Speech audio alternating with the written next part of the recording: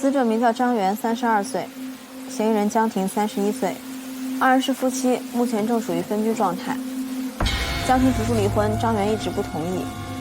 离婚原因是张元家庭暴力。4月17号，张元提前下班去买了一把剔骨尖刀，构成凶器的那种。吃过晚饭后才来到江婷家。这台洗衣机的快起模式是28分钟，法医鉴定的张元死亡时间是晚上10点40分。我对过电表，这与江婷的供词一致。您是领导啊？哎，你们警察是不是不采纳？阿姨，我们是警察，我的房子不是警察。哦。哎，听我给您说，一般发生刑事案件之后，公安机关结束了他们的侦查，会把案子移交给我们。我们完成对案件的事实和证据等审查核定之后，确定构成犯罪的，我们会依法追诉的。你说我家把房子就租给了杀人犯呢，这谁看得出来呀？还那么瘦弱英语的，还抱个孩子，七七八糟哎，这下手也忒狠了。你说捅完还往外晾衣服，我这房子不就阿姨，您别着急，江婷到底是不是杀人犯，您说了不算，法律说了算。5元3中啊！啊？张元和江婷全都是5元3中毕业，都是3中的，还过得这么不好。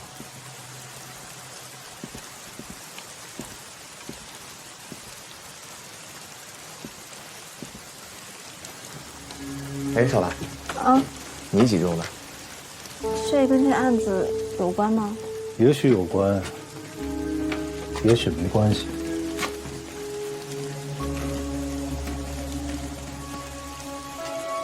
狂者东走，追的人也往东走，方向相同，性质不同。啥意思？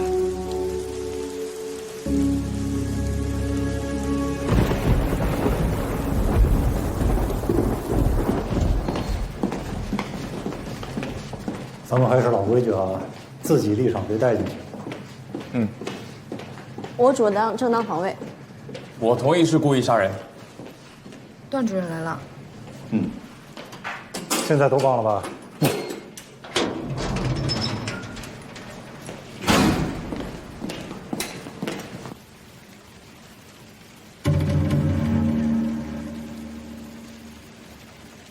江婷，你对张元有多恨？为什么会连刺他7刀？第1刀刺下去的时候，他应该就已经失去了反抗能力，为什么会又刺6刀？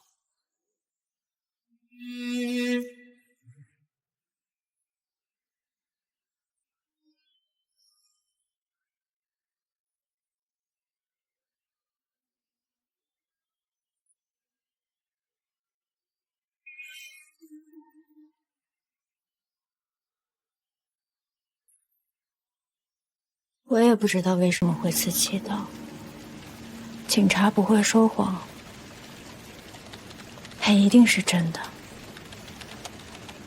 我要是只刺1刀就好了，只刺1刀，我就是正当防卫，对吗？那他要是没死，爬起来杀了我呢？在发生了如此重大的事故之后，你第一时间拨打了120以及110报警。在等待的过程中，你为什么把洗衣机里的衣服晾在了阳台上？洗衣服需要28分钟，就在这28分钟的时间里，我的人生一下子脱轨了，撞进了泥坑里。那一刻，我就是想把洗好的衣服晾干，衣服干净了，我的人生也就能回到以前了。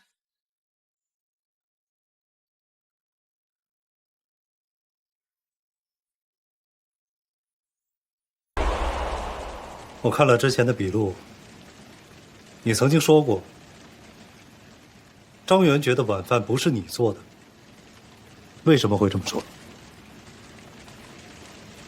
他说：“我做芦笋从不削皮。”张元闯进你家之前，家里来过别人吗？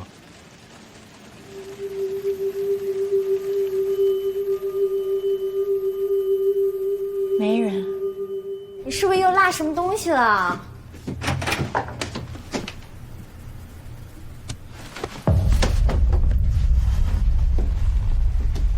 看谁呢？谁？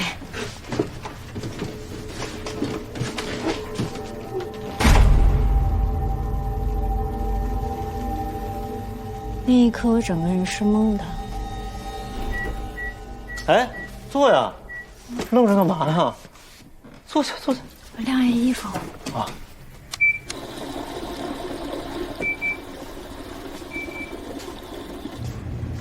家里有人来过吧？有没有人来过？跟你没有关系了，是吧？现在还会顶嘴了？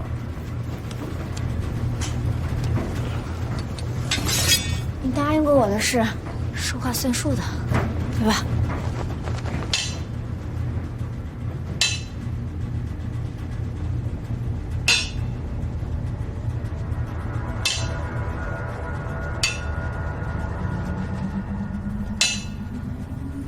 张远，我们都认识那么多年了，我们好聚好散不行吗？哎呀，什么时候还学会养鱼了？朋友送的。哪个朋友啊？啊？你不认识？新朋友，叫他过来，一块吃顿饭不就认识了吗？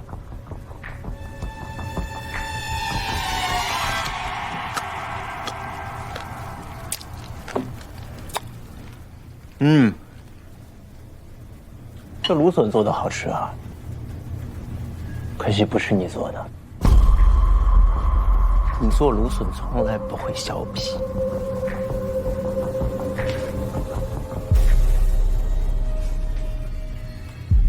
来，一块儿吃。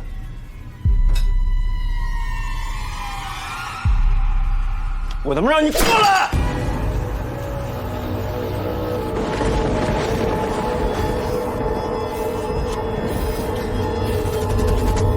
张元生性多疑，看见只公鸡，都觉得能给他戴绿帽子。他只要想打我，什么都能成为理由。到这儿来，到这儿来。对，就是想跟你好好吃一顿。来，还没吃过呢是吧？来尝尝，尝尝好不好吃？你吃过他做的吗？尝一口啊！来呀，吃一下啊！啊，没吃过他做的饭吗？尝一口啊！他妈个婊子！他妈的背着老子找男人是不是？你怪我杀了你，信不信？我他妈还敢拿刀了是不是啊？好啊你！杀我呀！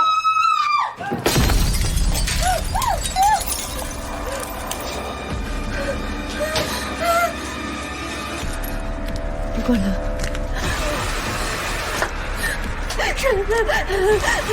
谢谢我。哎，怎么就是要杀了你？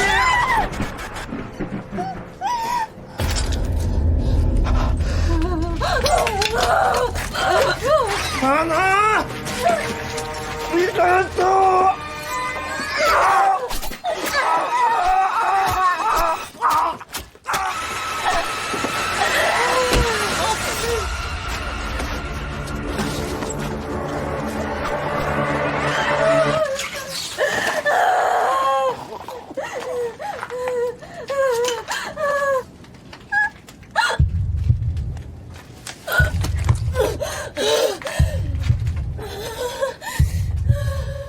正当防卫的法条，就那么短短的几行字。法条很明白，可我越看越复杂，越看越不明白，更不知道我现在是什么罪了？我没抓住我的过去，更看不清我的未来了。你们判我杀人也好，把我关进监狱也行。可谁能告诉我，在当时那种情况下，我不反击，我还能怎么办？孩子有我妈在照顾，我没什么可担心的。可是鱼没有人照顾，就死了。段主任，您能帮我照看吗？再不然，就把他放回我家。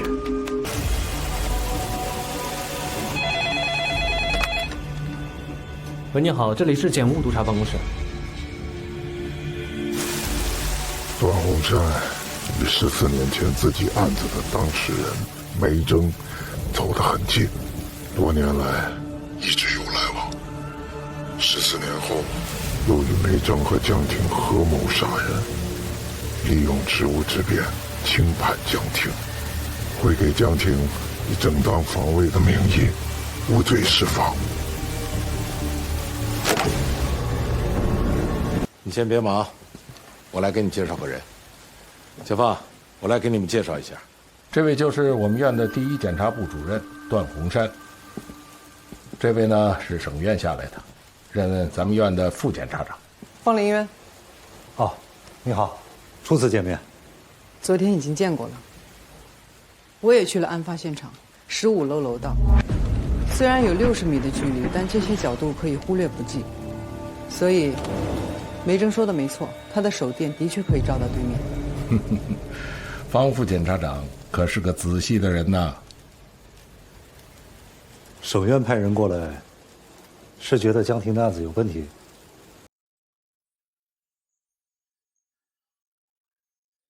直接定性成正当防卫，是不是草率了？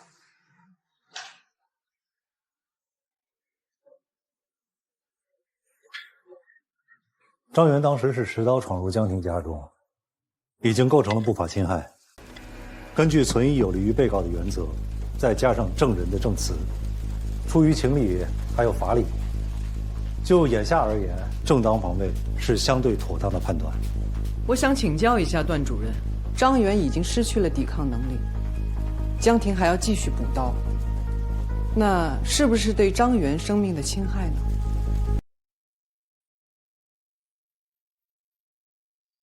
方副检察长来得及，可能没看清楚。根据公安机关的调查结果显示，张元当时持刀将江婷逼上了阳台。江婷在那种危急关头已经无法进行一个理智的判断，所以接下来的几刀也是为了防止张元进行进一步的侵害，应当视为证地行为。我不这么认为，不了解真相的全貌，不能什么都归到正当防卫上。那方副检察长是认为这起案件是一起故意谋杀吗？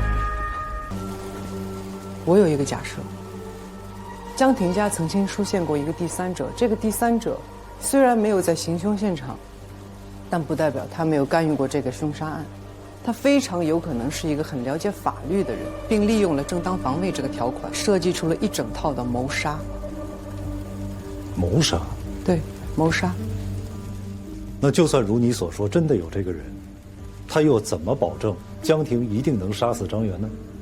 还是你怀疑梅征和江婷早就串通在一起了？也许是梅征，也许另有其人。这个结论又从何而来呢？江婷和梅征都曾与同一案件有牵连。2009年6月28日，2名男生在五原图书馆互殴，一名男生持刀刺伤了另一名男生，导致该男生失血过多身亡。当时案件的焦点就是，这算不算正当防卫？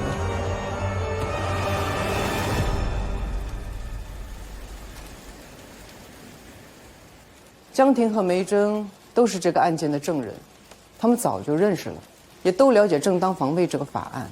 而当时这个案件的主办检察官就是段洪山。段鸿山与14年前自己案子的当事人梅征走得很近，多年来一直有来往。14年后，又与梅征和江婷合谋杀人，利用职务之便轻判江婷，会给江婷以正当防卫的名义无罪释放。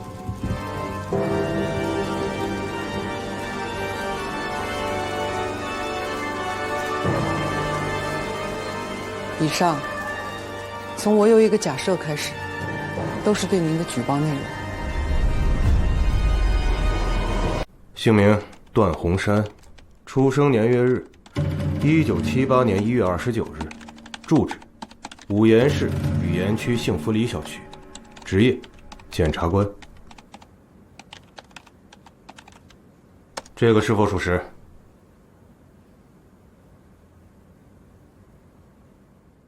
？28日清晨6点半，你浑身是血，开车抵达段科镇派出所，报案称自己在东郊渔场误杀了一个人，是否属实？死者是谁？你跟他是什么关系？为什么事发当天你会出现在离市区那么远的东郊渔场？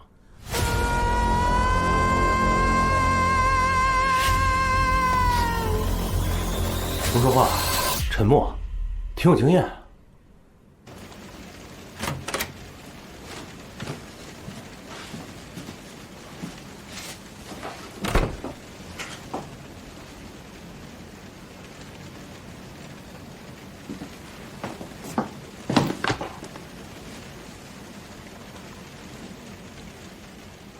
谁干的？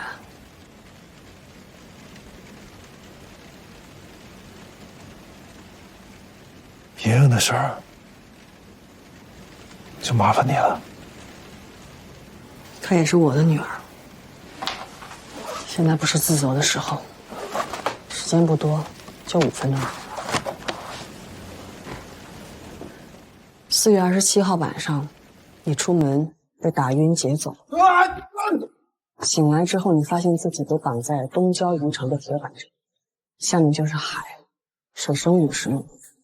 所以你没有办法，被绑匪反复折磨后，凌晨终于有机会可以逃跑，被绑匪发现了，他要杀了你，你没有办法，为了活命，你只能自保，进行反击。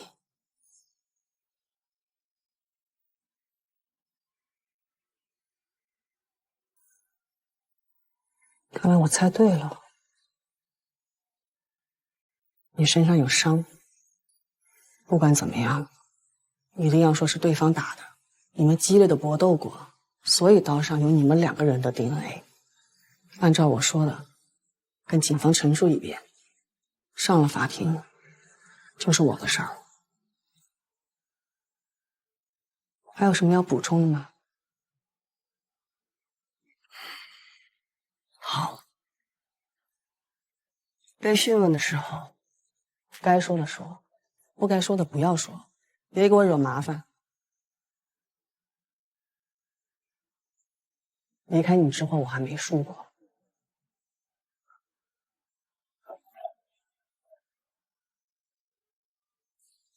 签了吧。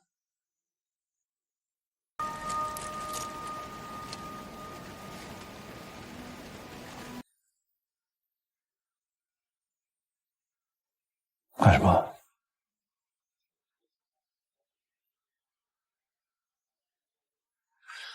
等你无罪释放，我让莹莹1个月陪你1次。他不会签的。那就让他做杀人犯的女儿吧。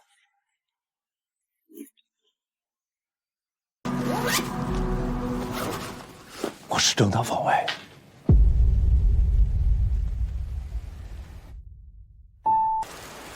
龚检，这是你养的鱼啊？这是江婷和段鸿山养的，他又搬到我这儿来。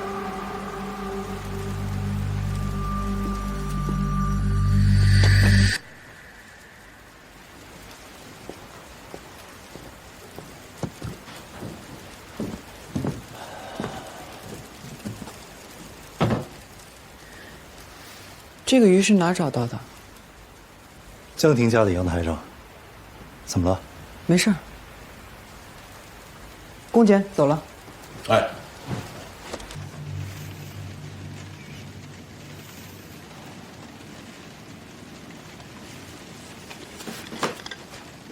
给你介绍一下，方陵渊检察官，是检察院的。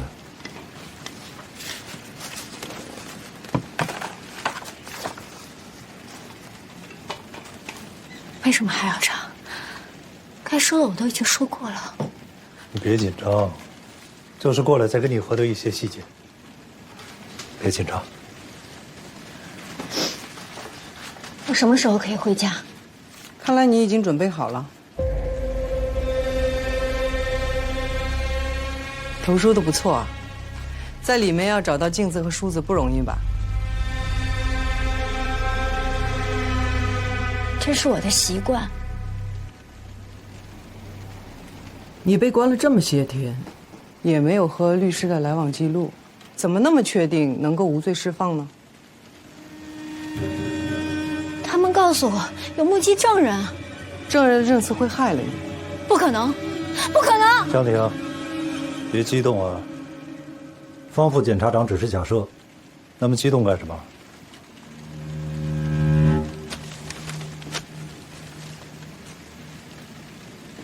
不管证人说了什么，我都是无罪的。我没有犯罪，我当然可以回家。你养的是什么鱼啊？你跟段主任说过吧？你很像那条鱼，很心疼那条鱼，害怕它被淹死、饿死。这么关心这条鱼，你不知道是什么鱼？我告诉你，蓝鳗龙鱼，光线过强会让水温升高，水中的含氧量降低会导致鱼应激性死亡。你把它养在哪儿？阳台边，让阳光直射，不怕它死啊？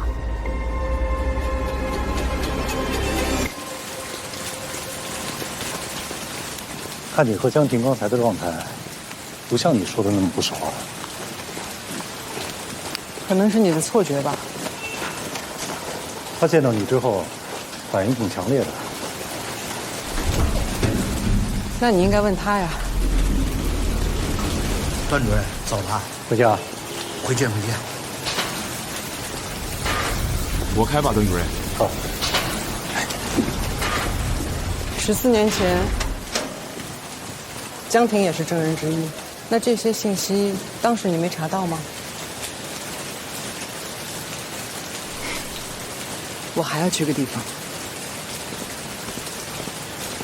渊，啊，方检察官你好，是江婷的案子还有什么问题吗？你和江婷认识？我是认识她呀，我是她的邻居。我是说，你早就认识江婷。她的那条蓝鳗龙鱼是你送的吧？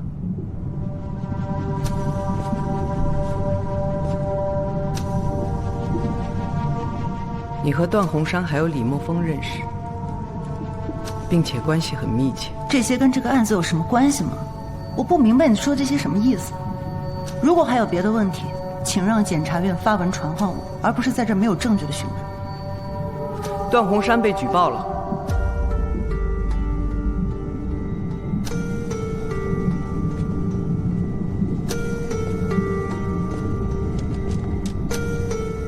举报的内容对段鸿山不利，而且举报内容跟你有密切关系。没关系，如果你还有什么想说的，你知道我在哪儿。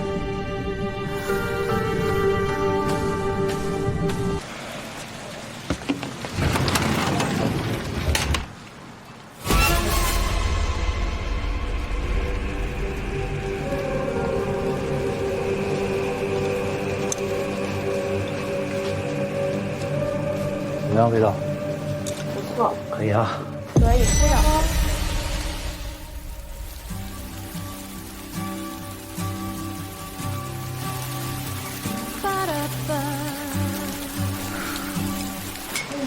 爸出去一趟，一会儿就回来。你去哪儿？我出去见一个朋友，很快就回来。你把药喝完之后，尽快把作业写完，9点之前准时上床睡觉，听见没有？好，那你早点回来啊。好，别忘了明天的面试。忘不了啊，但你也别忘了啊，明天把秋裤穿回来。那春捂秋冻，老话说的，你看今天下一场雨，一下多冷啊，一下就感冒了，是不是？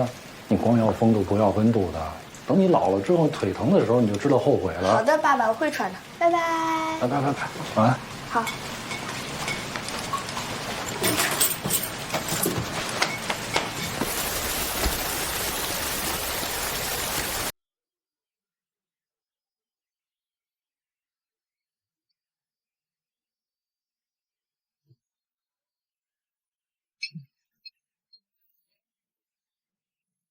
走了，明天见。好。都这么晚了，你等的人应该不会来了吧？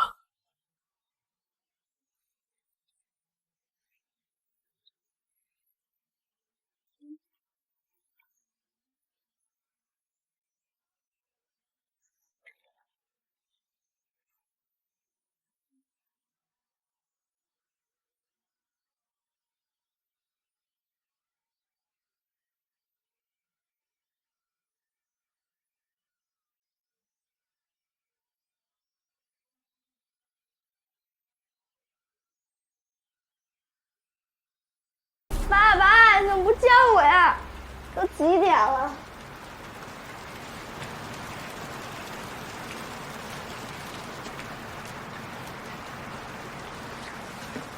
爸爸，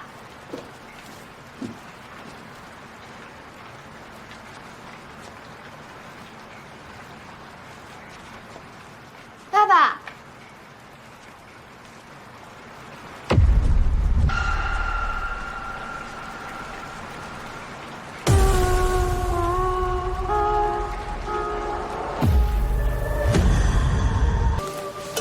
你这样会吓着他的。啊，是吗？我只是想看他们有没有死。昨天我联系了段主任，我想约他见面。我们本来约在一个小酒吧，可我一直等到凌晨，他都没有出现。我给他打电话，他也没有接。你找他干嘛？问江婷。你是想问他的过去啊、现在，还是以后啊？如果我不继续作证了，那他会怎么样？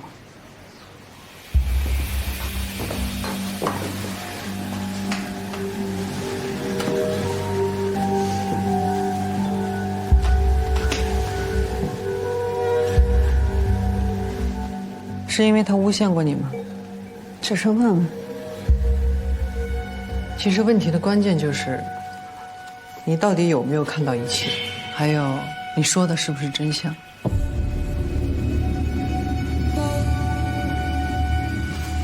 那14年前呢？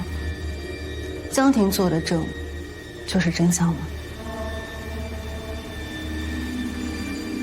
看来他的证言让你吃了不少苦，所以你就去了水族馆工作，遮上脸，当了一个潜水员，是吧？觉得当一条鱼挺好的。在那工作遇到过段鸿山吗？你跟江婷是共谋吗？还是说有人给你们写了剧本？没有。哪个没有？是没有共谋，还是没有剧本？没有。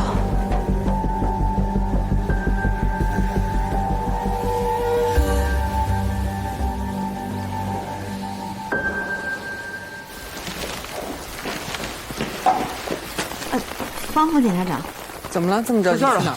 段主任失联了。谁？段鸿山。刚刚报警。失联了？什么时候的事儿？昨天晚上8点半到现在。昨天晚上8点半。小周，哎，你去一趟公安局，把段鸿山昨天的行程都调出来。你们俩换好衣服跟我走一趟。好。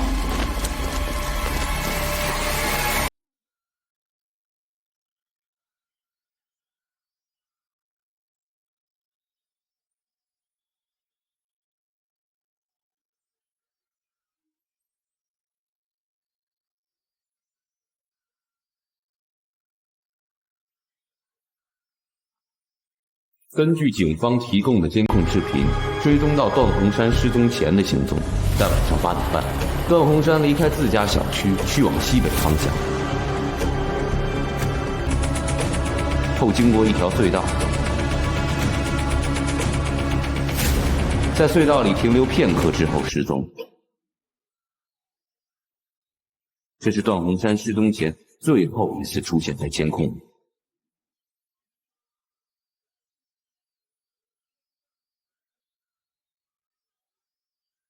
这是段主任失踪前打的最后一个电话的定位。你俩联系警察，我自己进去。段主任怎么了？他昨天失踪了。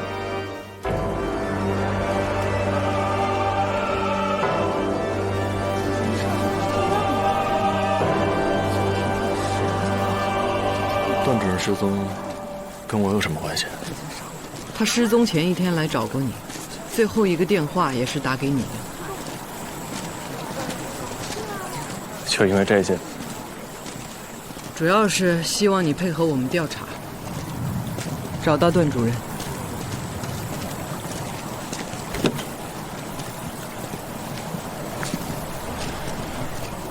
是不是犯过罪，就要被毁一辈？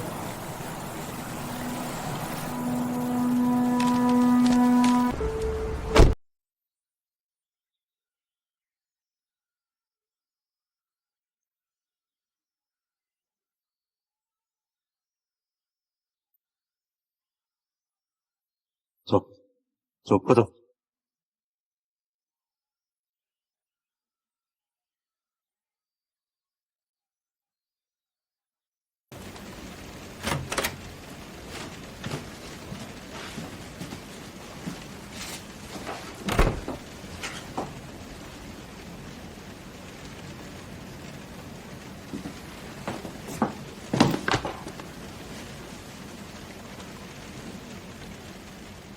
谁干的？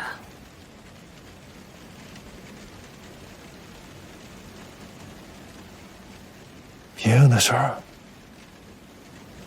就麻烦你了。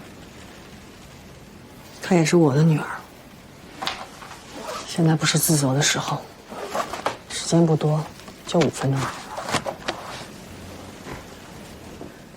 4月27号晚上，你出门被打晕劫走。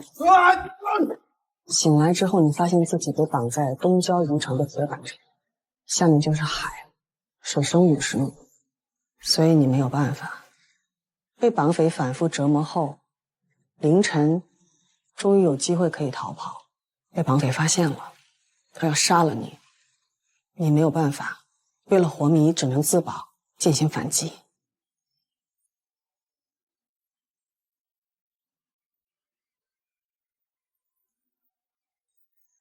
看来我猜对了，你身上有伤。不管怎么样，一定要说是对方打的，你们激烈的搏斗过，所以刀上有你们2个人的 DNA。按照我说的，跟警方陈述一遍，上了法庭就是我的事儿。还有什么要补充的吗？好，被讯问的时候，该说的说，不该说的不要说，别给我惹麻烦。离开你之后，我还没输过。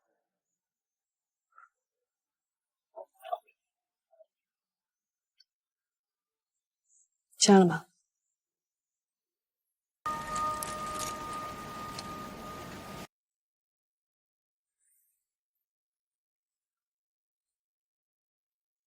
干什么？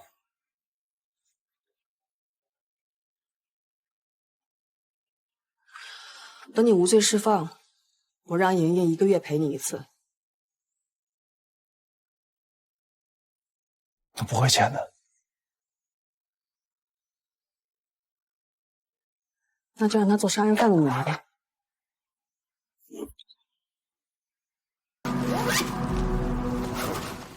我是正当防卫。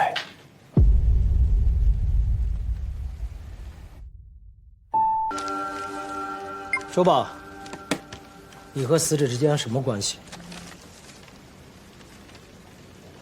可以给我一杯水吗？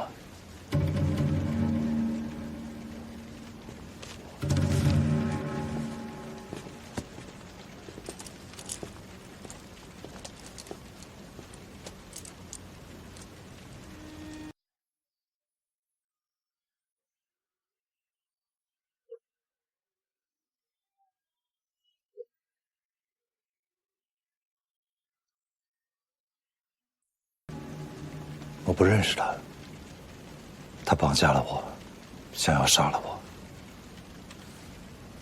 当天晚上发生了什么？那天晚上我吃了晚饭，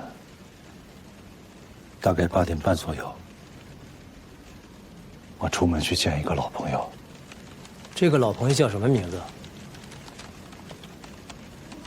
这可能会涉及到他人的隐私，我不方便透露。好，继续。我走在街上，碰到了一个套娃娃的地摊，我花了10块钱买了3个圈。第3个圈，我幸运地套到了云宝。我女儿从小就喜欢紫月，每天晚上都抱着她睡觉。谢谢了啊！我想把这个云宝带回去给她，她一定会挺开心的。然后我就拐进了一条小巷，小巷四下黑漆漆的。接下来，我的脑后就挨了一闷棍。当我醒过来的时候，应该是第2天的清晨。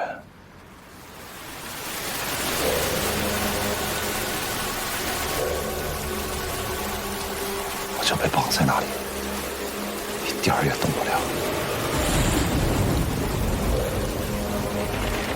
马洪山，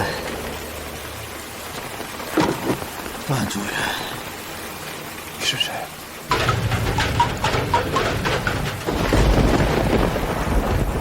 这儿是海上法庭，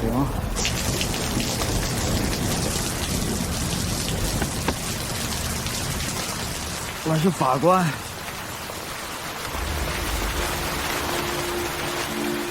审判你，要是你有罪，我就把你推下来。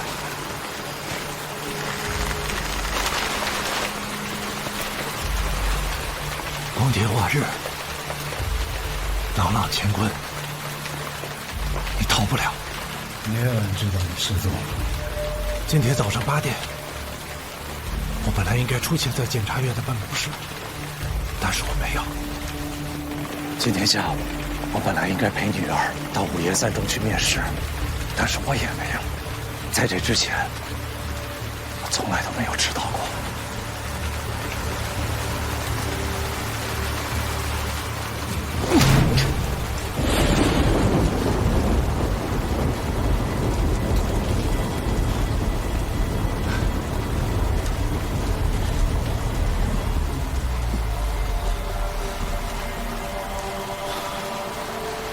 所以现在都已经留下我的 DNA 了。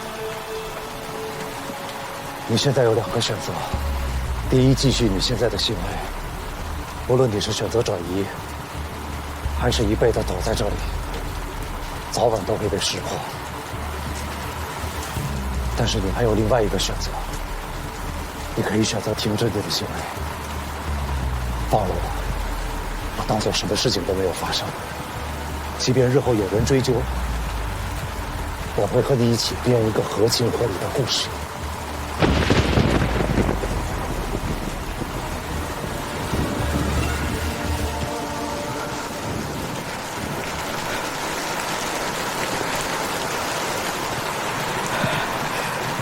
编故事。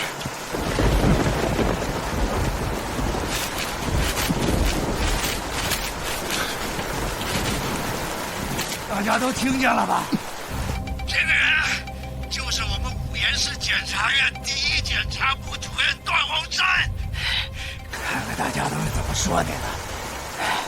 这个人说，这个贪官就应该杀了他。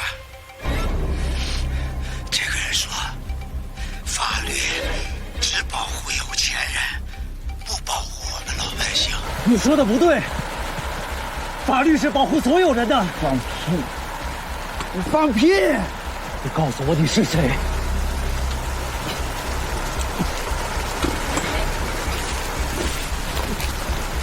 我儿子琳琳就是28号死的。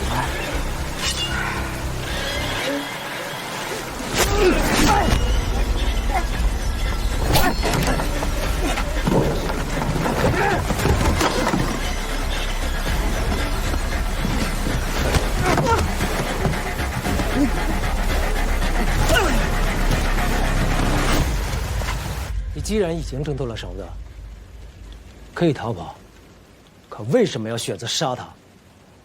是他要杀了我。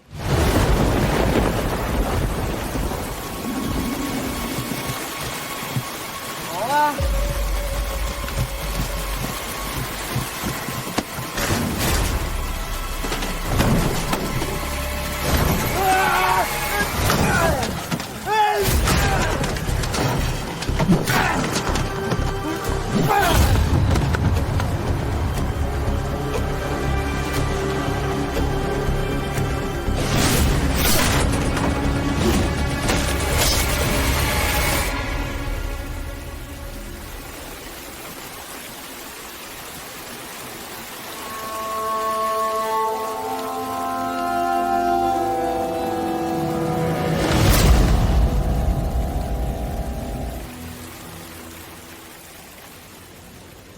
段洪山，他提到自己的儿子被你害死，你就不记得有这起案件了吗？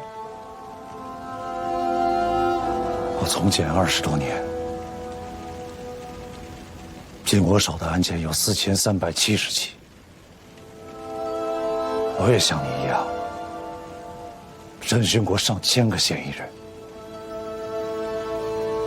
但是每一次，我都问心无愧。你确认你刚才说的每一点都属实吗？句句属实。可是我们从现场勘查的情况来看，你在撒谎。大家都走仔细一点啊！千万不要留下任何的蛛丝马迹。队长，阳刚一天晚上都没有找到任何血液的痕迹，这个现场也没有发现打斗的痕迹。那直播呢？我们已经和网络平台确认过了，28号当天根本就没有你说的这场直播。我清楚地记得5032个人在线观看。你们找到死者的手机了吗？手机里面肯定有当天直播的记录。可死者的手机和你的手机，我们在现场根本就没有找到。手机我们会继续打捞，但是你也很清楚，即便是打捞着了，在水里泡了这么长时间，恐怕也很难恢复。段洪山，你比我们任何人都清楚，继续隐瞒下去的话，你将面临什么样的结果？我是正当防卫。你好，我要提供线索。这个死者我认识他，他叫周德龙，14年前那个死掉的学生周林是他的儿子。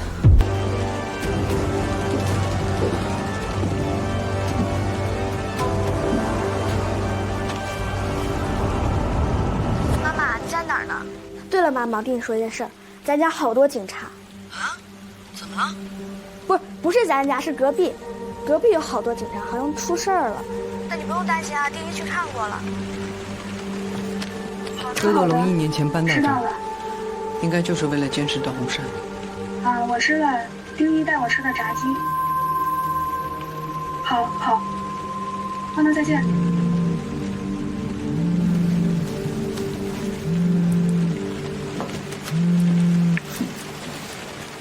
喂，龚姐。小芳，怎么样？周德龙应该一直在监视段洪山。周德龙就住在他隔壁，难道他一点没有察觉？你是认为段洪山发现了这件事？我也不确定。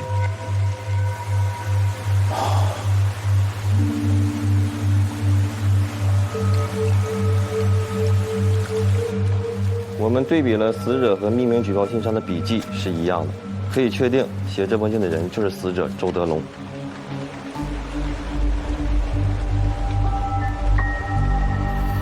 被举报人杀了举报者，会是巧合吗？姓名？段洪山。年龄？45。学历？硕士。职业？五原市人民检察院检察官。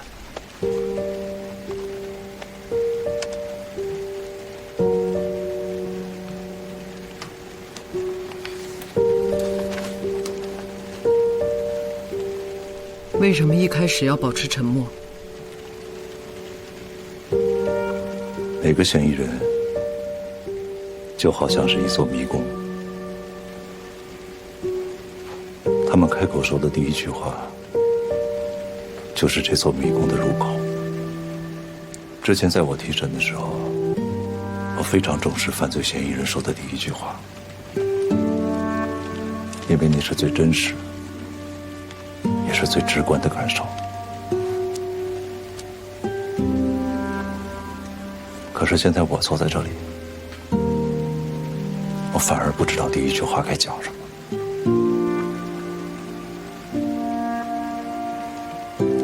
所以，你在精心设计开口的第一句话，包括你的沉默。我既是这个迷宫，又是迷宫的入口。这就好像一个人在和自己下棋，迟迟都不知道该走出哪一步。不知道这么说能不能理解？明白。你为别人打开了迷宫的入口，也为自己找到了出口，正当防卫。以我这么多年的检察经验，我这就是正当防卫。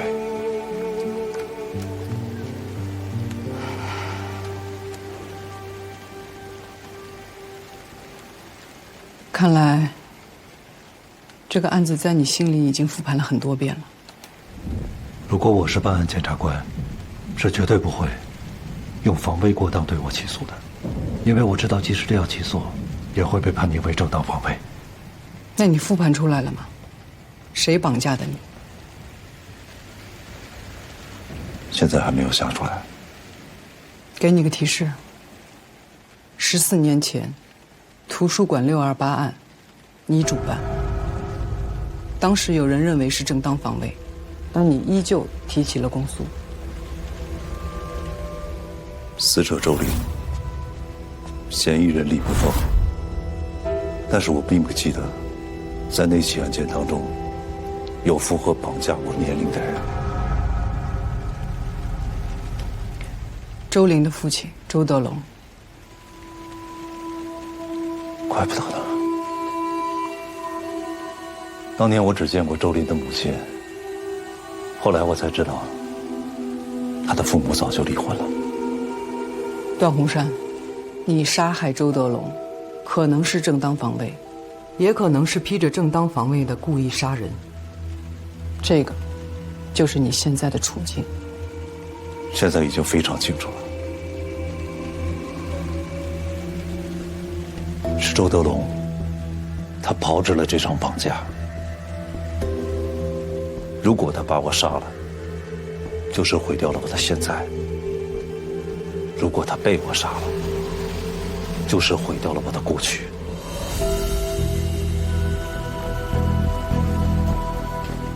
所以你们要想清楚，14年前的628案是一个支点，周德龙想要利用这个支点，撬动我之前所有已经尘埃落定的案件，来毁掉我的名誉，从而动摇公众对司法的信任。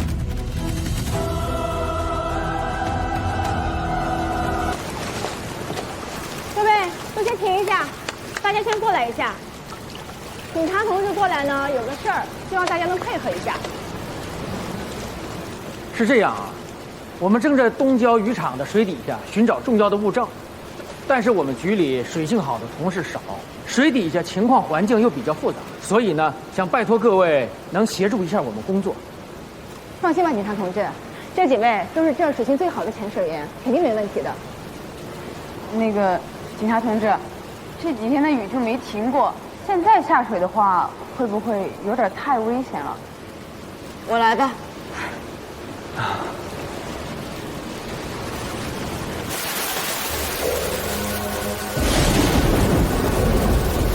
第一，要保证自己的安全。天气比较恶劣，一定要收取仔细。重点注意，有没有手机、钥匙、刀具等等所有这下可疑的工具都要找出来。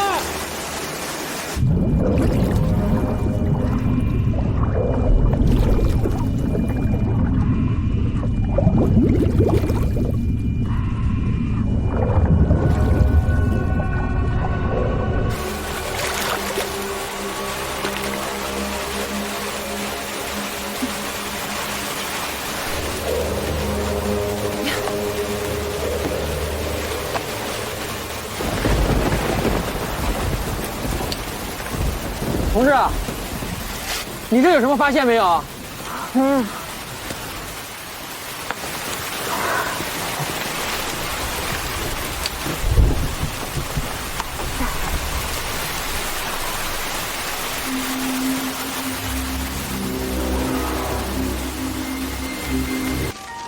我市检察官段某向公安机关主动投案自首，称自己杀了人。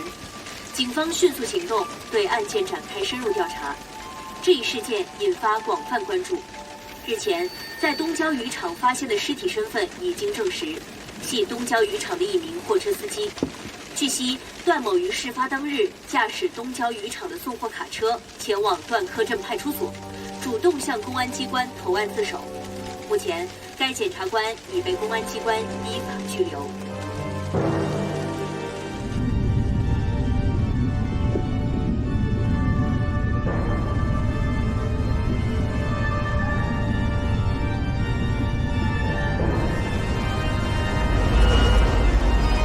在海水里泡了这么长时间了，恢复数据还是有些难度的，技术部门正在努力。哦，好，有消息了告诉我吧，谢谢啊。哎，等等，找到手机的潜水员是谁？我还真没问他叫什么。一个女的，长得挺漂亮的，从海洋馆请回来的。这是第2次下水了，辛苦大家仔细找找。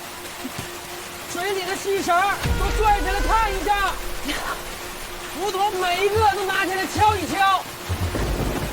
警察同志，我找到了一部手机。太好了，谢谢你了，同志，你辛苦了。小王，马上送到政治科，让同志们去检验一下。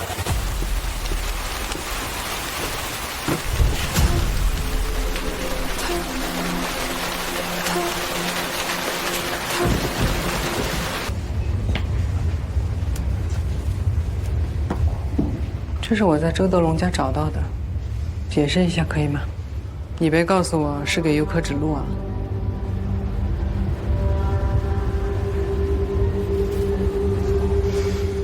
方副检察长，这里不是检察院啊，该回答的14年前我都回答过了。可这照片不是14年前拍的呀。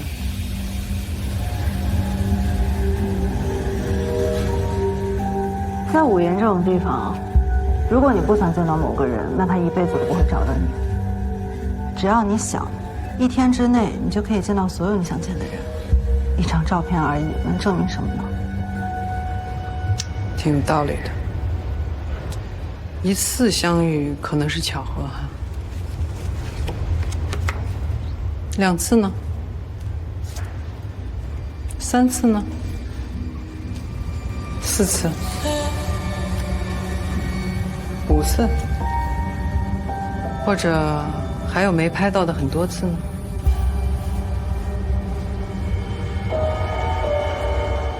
梅征，还不走啊？啊，来了。不好意思。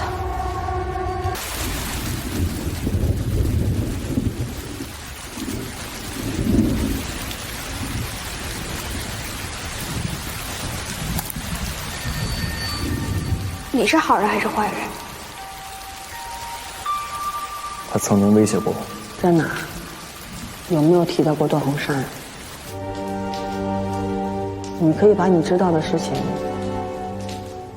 告诉侦察机关，也许能帮到段宏山的。方副营班长，下班了。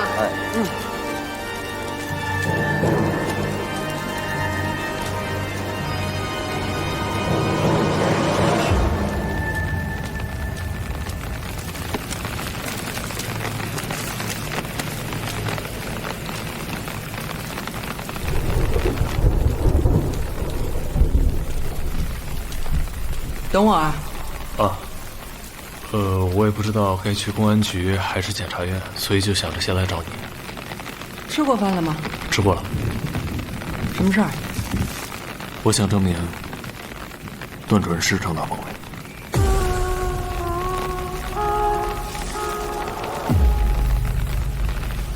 丁一，做好记录。好的。红茶喝得惯吗？谢谢。等了多久了？不久，没事。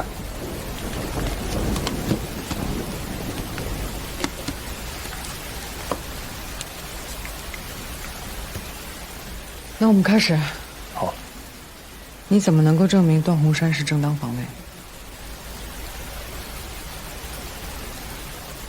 如果可以证明周德龙是蓄意伤人的话，是不是就可以，就是间接的证明段主任是正当防卫？但是这些你是怎么知道的？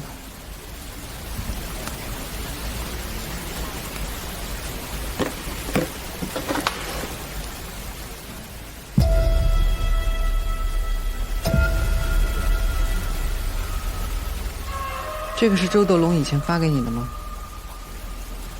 其实我出来以后，他就找过我，说这辈子也不会放过我。我当时挺害怕的，怕他有什么过激的行为。我换了地址，也换了手机号，但是半年之前，他还是来到我们店里找到我。段宏山，还有梅登、李沐风，杀了你们！说要杀了我，要杀了段主任和梅正。还说我们都是他的仇人，说一定不会放过我们。但幸亏当时是附近的邻居赶过来，他就跑了。他经常去骚扰你吗？倒也没有，只有那一次。再后来就是这个短信了。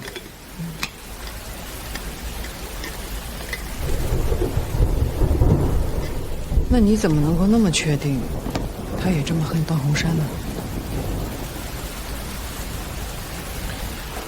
我觉得通过他的话还有语气，他对4年的判罚，觉得还是太轻了。尤其是段主任后来又因为这个案子获得了表彰，我觉得他心里多少有点不平衡吧，才会说出要杀了段主任这样的话。这是他的原话还是你的猜想？原话。原话。对。所以我觉得，如果段主任不反击的话，有可能死的就是他了。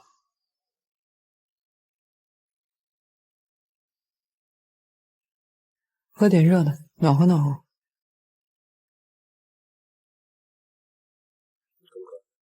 从我开始接手江婷的案子，到我被匿名举报，再到我被绑架，背后这一切，好像是被人串起来一样。有杀意的人，就好像是危险的化学试剂，他们只要碰到一起，会发生强烈的化学反应。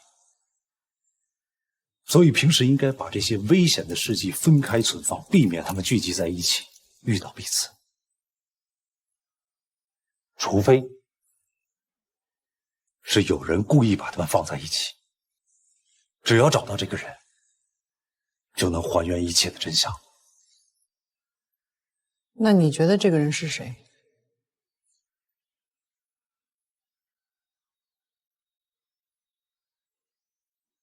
这个人一定和14年前的628案有关。他精通法律，擅长谋略，尤其了解正当防卫这一法条，所以才能设计出一盘看似无意实则有意的棋局。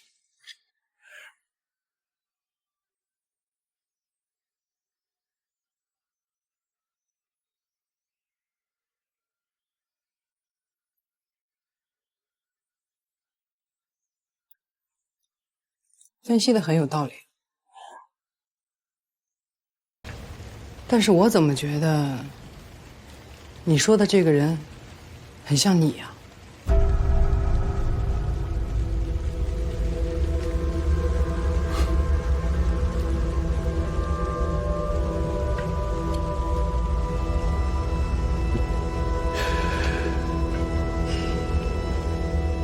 我本来现在就是嫌疑人，被关在这里。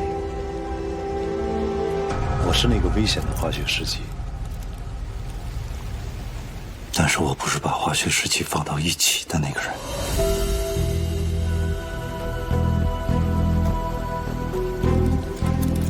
我也很想知道这个人是谁，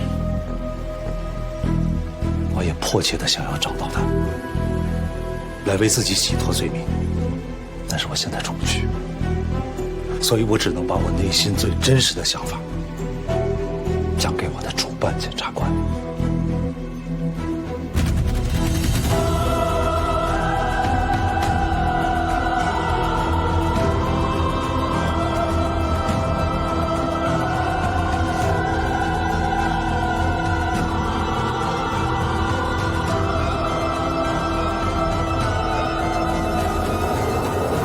警官，警官，警官，警官！别喊了，怎么了？谁现在负责我的案子？段文山真的不管我了吗？这得去问检察院。换了谁？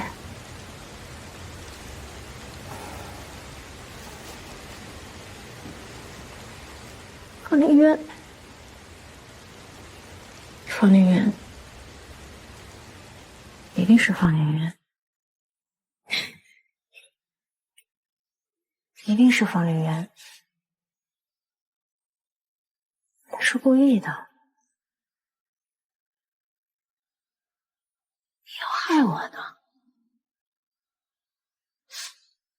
他故意不想让我回家，张婷，他是想要害我的。张婷，为什么要这样？张婷，你没事吧？张婷，不能回家。你们俩过来。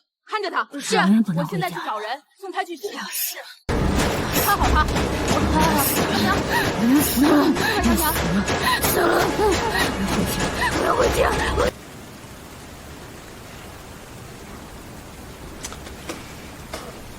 我也没想到，就这么多年过去了，还要再说一遍这个事儿。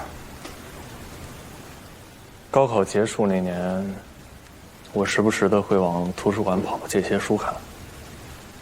案发当天，我路过阅览室的时候，就听见里面有人喊救命。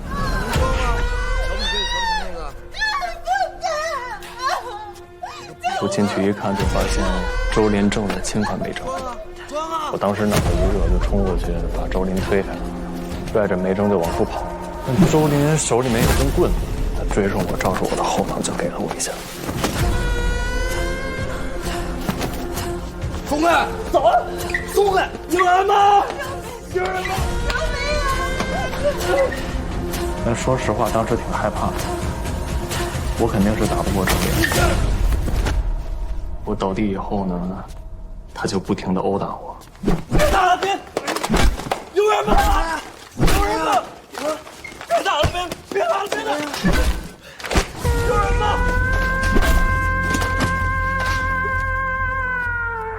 在我被殴打的过程中，有一把刀掉了下来，当时很害怕，所以就抢先夺刀。这个过程中，我没有办法，就进行了反击。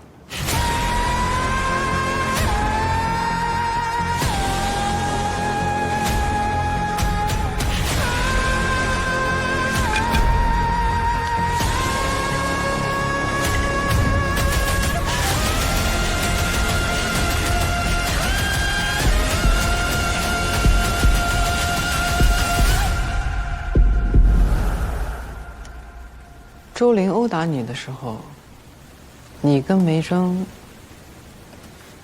没有呼救过吗？我们当然呼救了，但假期图书馆人本身就少，那天又下雨，有可能是命吧。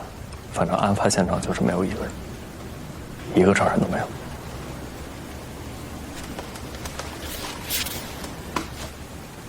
那在这之前，你认识梅珍吗？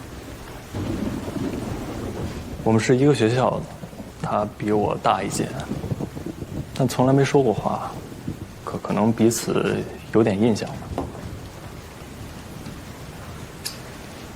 你会豁出命去救梅珍，是因为喜欢她吗？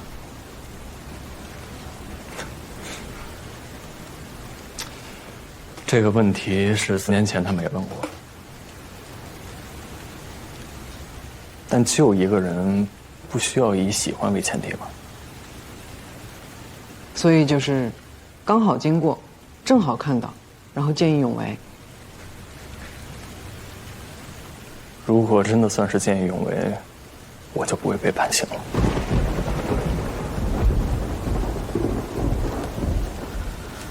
那段宏山当时起诉你防卫过当，然后判了4年，你一点都没有怪过他。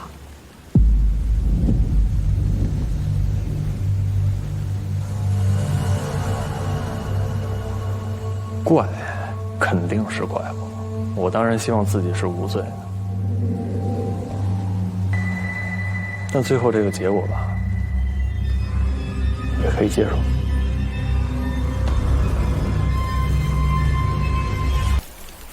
大学放假了，我想回学校看看。大学放假了，我想回学校看看。还在图书馆里借了书。我在3中读书的时候就很喜欢去图书馆。那天，阿姨，阿姨，阿姨，阿姨，还一下书，阿姨，阿姨，啊！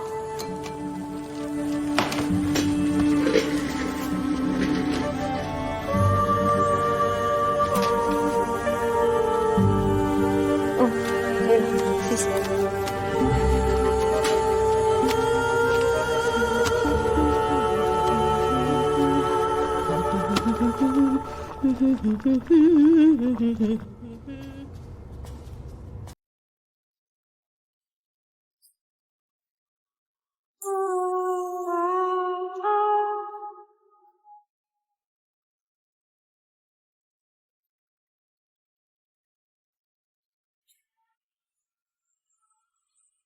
那个书架下面是带轮子的，摇一摇把手，书架就能移动。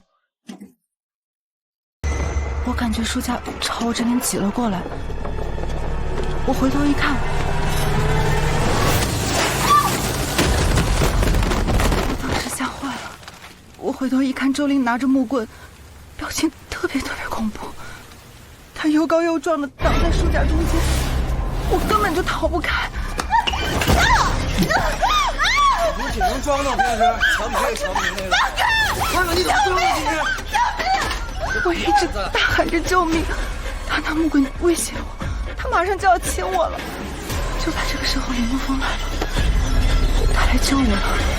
当时李沐风拉着我要往前面跑，可是周玲拿着木棍把李沐风给打倒了，不断的打他、踹他、辱骂他。我当时很害怕，我就在墙角蜷缩着。周玲力气太大了，她太狠了，可能是真的害怕被打死吧。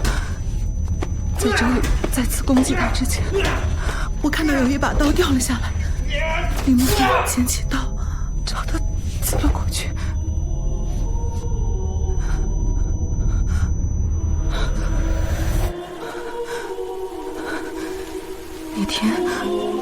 那天实在太乱了，我能记得的就是这些。方副检察长，方副检察长，我说2个人的证词没什么出入。表面上看是大差不差，但实际上还是有一些差异，一些细节的差异。有什么差异？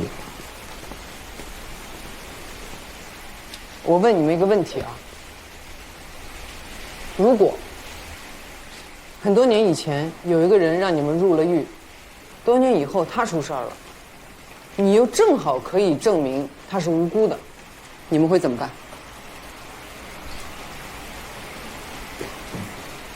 哎呀，说说嘛，你说。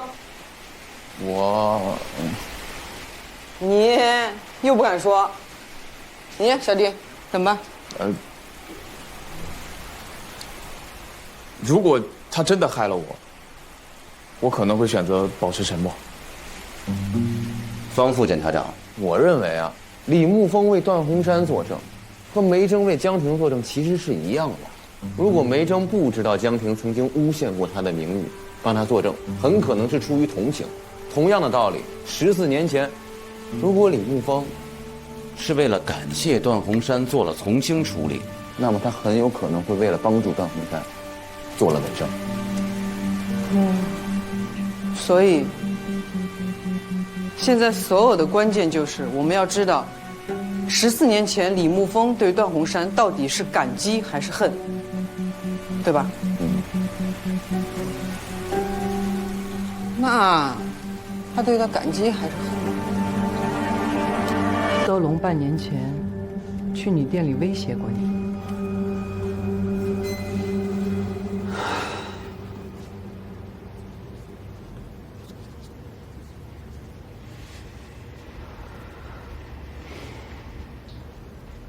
你知不知道，做虚假证明意图陷害他人是要被判刑的？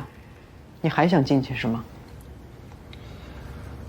我也没想到你还会受狱。你没想到的事情多了。但那条短信是真的，这也可以证明周德龙对我有杀意。既然你知道短信可以证明，为什么还要撒谎呢？我怕我不这么说，你们不会觉得我的生命受到威胁了。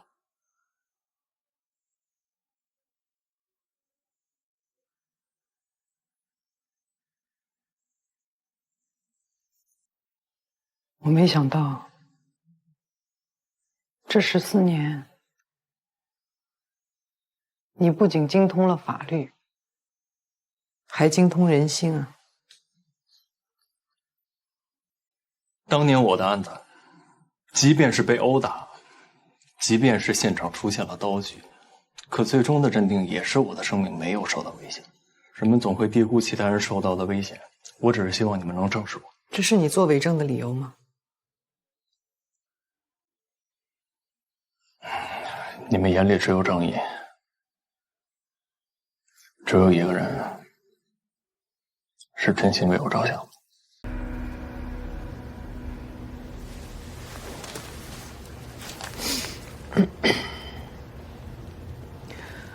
段洪山去找过你了？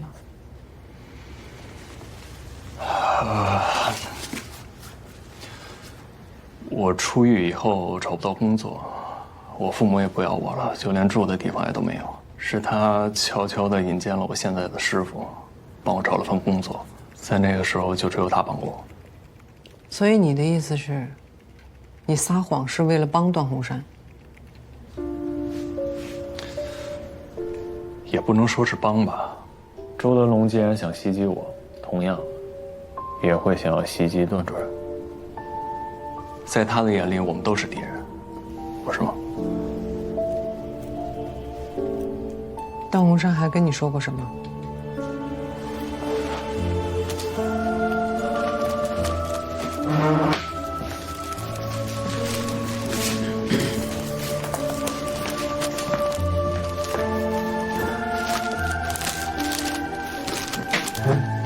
如果还能检验的话，上面应该会有段主任的指纹。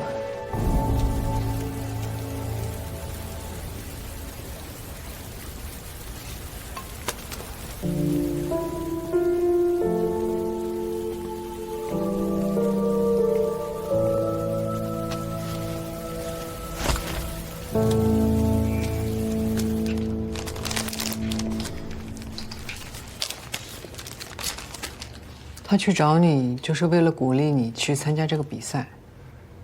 他还说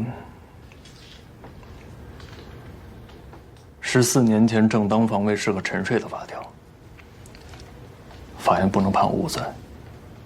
可现在，他想重启正当防卫。